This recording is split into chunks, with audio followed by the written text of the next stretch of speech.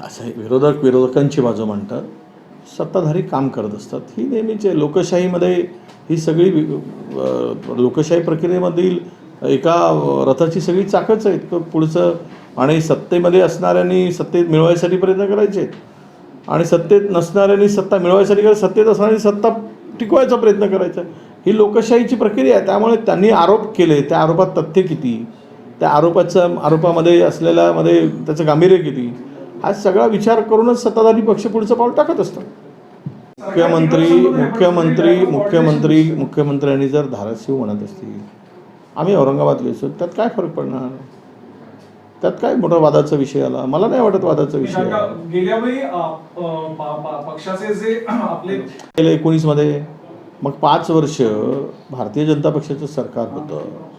सुधीर आपले आताचे तत्कालीन वित्तमंत्री फार आव आणून मोठ्या म्हणजे ज्या पद्धतीनं ती विषय मांडला की आम्ही संभाजीची औलाद आहोत, पण त्यावेळेस पण नव्हतात काय 5 वर्ष मागची संभाजीची औलाद नव्हतात आणि आत्ता औलाद झालात काय? त्या माजी वित्तमंत्र्यांना जरा विचारलं पाहिजे. विषय काय आहे की सोयीचं राजकारण जो तो करतो. 3 पक्षाचे विभिन्न विचारधारेचे पक्ष आहेत. जो तो आम्हाला आमच्या पक्षाची विचारधारा आहे त्या पद्धतीने चालतो, आम्ही त्यांच्या पक्षाच्या विचारधारेमध्ये चालतो. शेवट आमचा तिघांचाही मिनिमम कॉमन प्रोग्राम आहे. त्या एजेंड्यावर आम्ही फिक्स आहोत. तो विकासाचा एजेंडा आहे. त्याच्यामध्ये कुठे तसोबर मागे हटण्याचा विषय नाही. हा विषय मला वाटतं की माजी मुख्यमंत्र्यांना पण विचारलं पाहिजे. 2019 मध्ये औरंगाबाद लिहितात आणि 2020 मध्ये संभाजीनगर लिहितात. मग 2019 मध्ये लिहिण्यापेक्षा 2014 पासून 15 पासून का नाही केलं आहे? म्हणून हे आपापल्या सगळ्यांनी मताच्या बेरजेचं राजकारण तो पक्ष करत असतो. त्यामध्ये काही मला असं माझी भूमिका स्पष्ट आहे की यातून फार मोठा काही वाद होणार नाही, होऊ शकत नाही. आता नावं बदलावी की नाही, कशाचं काय, कोण काय, यावर अधिक भाष्य करण्याची गरज नाही. आणि तो विषय आमच्या अजेंड्यावर कॅबिनेट पुढेही नाही आणि कॅबिनेटवर चर्चेला आला नाही. ज्यावेळेस हा विषय येईल त्यावेळेस चर्चा होईल आणि त्यामुळं अधिक इथे बोलण्याची मला वाटतं आवश्यकता नाही. काही नाही असं हे हो. जो तो 3 पक्षाचं सरकार आहे. कोणी संभाजीनगर म्हणू देत, कोणी औरंगाबाद म्हणू देत, कोणी धाराशिव म्हणू देत, कोणी उस्मानाबाद म्हणू देत, त्यांनी महाविकास आघाडीच्या सरकारवर काहीही परिणाम होणार नाही. हे सरकार 5 वर्ष टिकेल. सोनू सुद्धा स्वीकारायला तयार आहे आणि असे शेवट निर्णय हायकमांडचा असतो. त्यांनी कोणाला करावं, कोणाला ठेवावं, कोणाला काढावं, कोणाला जबाबदारी द्यावी, हा हायकमांडचा निर्णय आहे. हायकमांडने बाळासाहेबांना कंटिन्यूस केलं तर विषयच नाही. जर हायकमांडने ठरवलं तर तोही विषय येणार नाही. शेवट आमचे सर्वोच्च नेत्या माननीय सोनिया गांधी असतील, राहुल गांधी आहेत, हे ते निर्णय घेणार आहेत. त्यांचा निर्णय हा शेवटचा निर्णय असतो. त्यामुळं त्यांचा निर्णय हा शिरसाबंद असतो. त्यांनी दिलेला जो असेल, बाळासाहेबांना ठेवावं तोही निर्णय त्यांचा आहे. आम्ही म्हणालो की बाळासाहेबांना ठेवाच, पण हायकमांडनी जर काही कमांडला आम्ही नेहमीच जात असतो.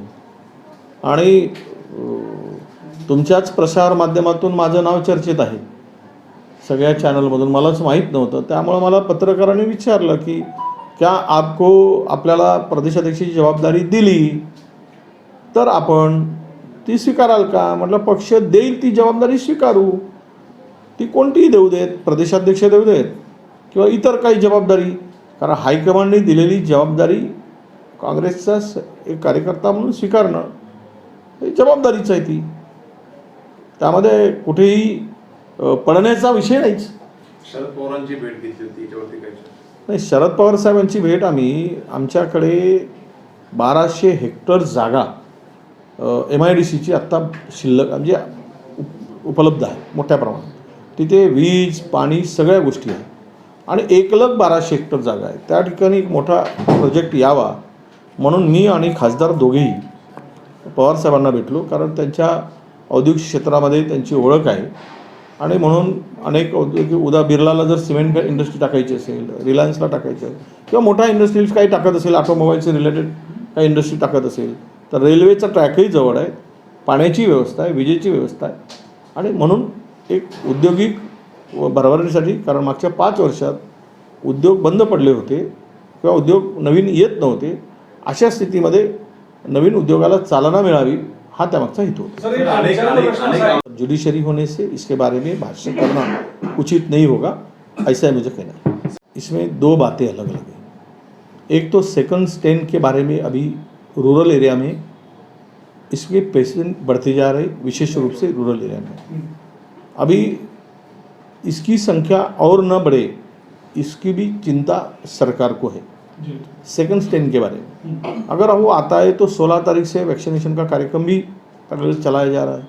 उसके लिए भी जागृति करने की आवश्यकता है, जन जागृति की आवश्यकता है, क्योंकि एक बार डोज लेने से वैक्सीन देने के बाद में 15 डेज के बाद में दूसरा भी देना पड़ता है. तो उसका शेड्यूल जो है और जो सेम कंपनी का सेम वैक्सीन वो लगना चाहिए, इसमें भी गड़बड़ी गोंदल नहीं होना चाहिए. कल कुछ कम ज़्यादा होता भी है, समझो कि गलती से कोई इससे रिलेटेड एक घटना घटी थी अभी मेरे ख्याल से मध्य प्रदेश में कुछ, तो ऐसा भी नहीं होना चाहिए. इसकी भी जिम्मेदारी अब किसकी होगी इसके बारे में भी चर्चा थोड़ी हुई थी. अब ऐसी स्थिति में हम लोग किसी निष्कर्ष पर पहुँचे और कुछ उसका रिएक्शन अलग आए, तो हम ये सब कुछ बातें हैं कि आखिर न्यायालय के सामने चर्चा होगी और जब न्यायालय जो उचित निर्णय करेंगे उसी के तहत राज्य सरकार आगे के कदम उठाएगी. बिल्कुल. लेकिन रेलवे और आप में जो मतभेद थे, क्या वो अब मतभेद नहीं रहे हैं, ये पूछना है. नहीं, मतभेद का सवाल नहीं. देखिए, सरकार की जिम्मेदारी एक तो पहले लोगों के संरक्षण की है, लोगों की रक्षा की है. अब ये महामारी से लोगों को बचाना ये पहली प्राथमिकता और प्रायोरिटी सरकार की थी और आज भी है. ऐसी स्थिति में कुछ भी निर्णय लेते वक्त उसका सरकार के ऊपर या कुछ आरोप न हो, सरकार को कोई कटघरे में न खड़ा करे. तो इसके लिए हम लोग जो कदम डाल रहे थे वो सोच समझकर हमारे माननीय मुख्यमंत्री जी कर रहे थे कि उनके पहले से ही है, जान है तो जान है, ये सब चलते रहेगा, पहले जान बचना चाहिए.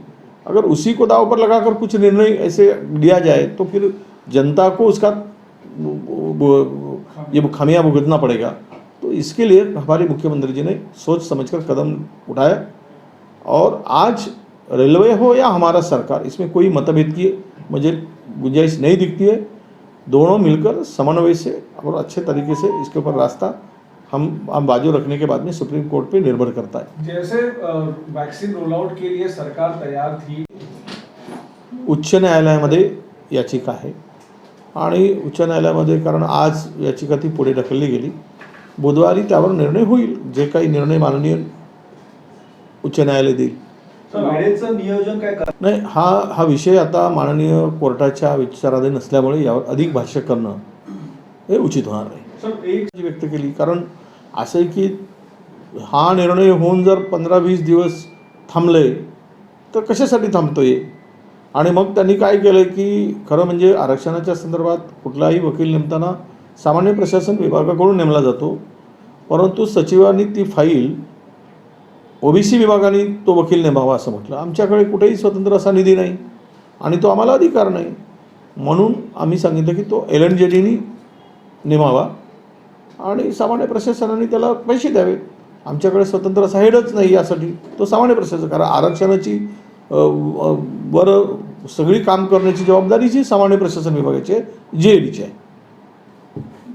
म्हणून यासाठी की आक्रमण म्हणून म्हणण्यापेक्षा बाजू तिथे किंवा चर्चा कॅबिनेट पुढे यासाठी आली की सुप्रीम कोर्टामध्ये बाळासाहेब सराटे नावाच्या एका वकिलाने ओबीसींना जे मिळालेलं आरक्षण आहे तेच मुळात गैरमार्गाने मिळालं असं त्यांनी याचिका, अशा प्रकारची याचिका त्यांनी दाखल केलेली आहे. त्या याचिकेमध्ये त्यांनी असं म्हटलं आहे की गायकवाड समितीने आम्हाला शैक्षणिक, सामाजिक आणि शैक्षणिकदृष्ट्या मागास ठरवलं आहे, म्हणजेच ओबीसी ठरवलं आहे. त्यामुळे मराठा समाजांचा समावेश हा ओबीसीमध्ये करावा अशा प्रकारची याचिका बाळासाहेब सराटेंनी दिली. हे बाळासाहेब सराटे कोण आहेत? हे बाळासाहेब सराटे मराठा समाजांना SC-BCचा आरक्षण मिळण्यापूर्वी या समाजाचा एक जो सर्वे झाला त्या सर्वेमध्ये यांनी यांच्या एका संस्थेनी छत्रपती संभाजी असं त्या संस्थेचं काहीतरी नाव आहे, त्या संस्थेने त्यामध्ये 1.5 कोटी रुपये घेऊन सर्वेक्षणामध्ये सहभाग दिला होता. ती एक समिती. उदाहरणार्थ भोसला संस्था आहे नागपूरची, अशा संस्था 4 संस्था होत्या. त्यामध्ये सराटेंची पण एक संस्था त्या ठिकाणी होती आणि त्या सगळ्यांचा अहवाल आल्यानंतर कॅबिनेट पुढे यावर कॅबिनेट म्हणण्यापेक्षा विधानसभेमध्ये यावर कुठलीच चर्चा झाली नाही. एकमताने हा प्रस्ताव मंजूर केला गेला. कारण मराठा समाजाच्या एकूण त्यांना आरक्षण मिळावं SCBCतून हीच सर्व एकमताची मागणी त्या ठिकाणी होती. त्याला कोणीही विरोध केला गेला नाही, एक शब्दही त्या ठिकाणी बोलले नाही. अशा परिस्थितीमध्ये SCBCतून आरक्षण मिळाल्यानंतर OBCतून आरक्षण मिळण्यासाठी जर कोणी वक्तव्य करत असेल तर ती 2 समाजामध्ये तेढ निर्माण करण्याचं काम हे बाळासाहेब सराटेसारखा माणूस करतो आहे. ज्यांनी सर्वेक्षणासाठी मराठा समाजाच्या 1.5 कोटी रुपये घेतले सरकारकडून, ती व्यक्ती सुप्रीम कोर्टामध्ये अशा पद्धतीनं वक्तव्य करते. आणि जर सुप्रीम कोर्टात असेल किंवा इथे एकाने आपल्या औरंगाबादच्या हायकोर्टामध्ये पण अशा प्रकारची याचिका दाखल केली.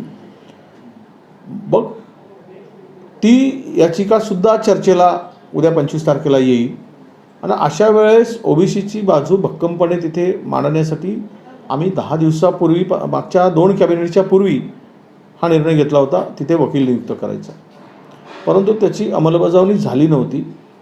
त्यावर आज चर्चा झाली आणि माननीय मुख्यमंत्र्यांनी सांगितलं की आजच्या आज आम्ही जे नाव दिलं होतं ॲडव्होकेट नवरोज शिरवाई यांची नियुक्ती करण्याचा मुद्दा भुजबळ साहेबांनी त्या ठिकाणी उपस्थित केला. आणि आजच्या आज यांची OBCची बाजू भक्कमपणे सुप्रीम कोर्टात मांडण्यासाठी नियुक्ती करण्यात आली. विषय SCBCचं आरक्षण टिकावं, त्यांना मिळावंच. परंतु असा जो कोणी काही मिसयूजपणा करतो आणि तेढ निर्माण करण्याची, भांडणं लावण्याची भाषा करतो किंवा अशा प्रकारची याचिका दाखल करतो आणि ती एक बाजू त्या निमित्तानं सुप्रीम कोर्टापुढे जाईल, मग OBCची बाजू जाणार नाही. आणि सरकारने OBC समाजाला महाराष्ट्रातील जे शब्द दिला तो मागचं सरकार असू दे किंवा आत्ताच्या सरकारने, माननीय मुख्यमंत्री असतील, उपमुख्यमंत्री असतील आणि या सरकारने, महाविकास आघाडीच्या सरकारने सुद्धा हा शब्द दिला की OBCच्या वाट्याचं आरक्षण आम्ही कमी करणार नाही. मग असं जर झालं नाही, उद्या सुप्रीम कोर्टात काही जर चुकीचा म्हणजे काही जर असा वेगळा निर्णय आला, चुकीचा म्हणण्यापेक्षा जर वेगळा निर्णय आला तर OBCवर अन्याय होईल. OBC समाज हा मुख्य प्रवाहातून बाजूला जाईल.